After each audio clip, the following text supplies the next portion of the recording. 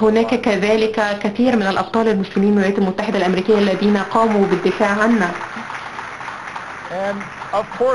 وبالطبع هذه هي القصة التي لا يريد المتطرفون أن يعرفها العالم، أن هناك مسلمون قد نجحوا في الولايات المتحدة الأمريكية، لأنه عندما يعلم الجميع هذه الحقيقة فلن يستمر الوضع كما هو. هذه قصة كذلك يجب ألا ينساها أي أمريكي، لأنها تذكرنا جميعا بأن الكراهية والتحامل على الأشخاص ليس له مكانا هنا. لا، هو لا يؤدي فقط إلى منع الإنتاج، ولكنه يؤدي كذلك إلى مساعدة الإرهابيين. لذا هو أمر خطأ، هو مخالف لما نحن عليه.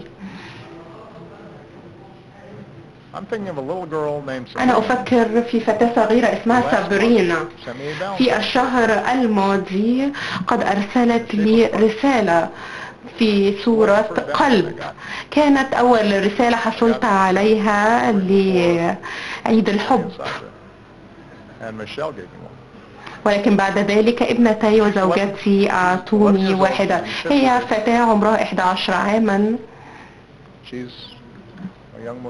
وهي مسلمة صغيرة في السن، وقد قالت في عيد الحب: أنا أستمتع بكوني أمريكية، وعندما أكبر أريد أن أصبح مهندسة أو لاعبة سلة، وهي خيارات جيدة. ولكن كتبت: أنا قلقة بشأن الأشخاص الذين يكرهون المسلمين. هذا لا يعني أن كل الأشخاص يقومون بذلك، ولكنها قالت: اخبروا الجميع أننا أناس طيبين وأننا مثلنا مثل الآخرين.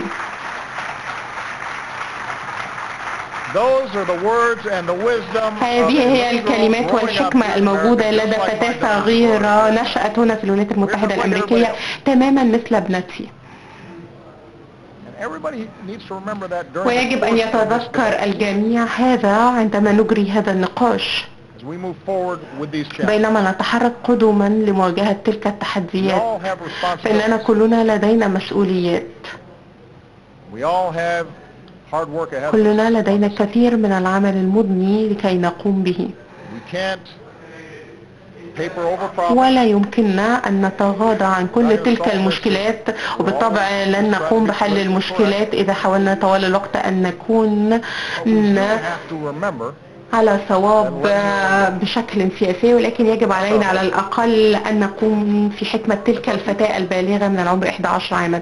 هذا هو مستقبلنا، هذه هي الطريقة التي نتغلب بها على العنف والأفكار المتطرفة، من خلال التأكد من أن يستمع الجميع إلى صوتها، نتأكد من دعمها.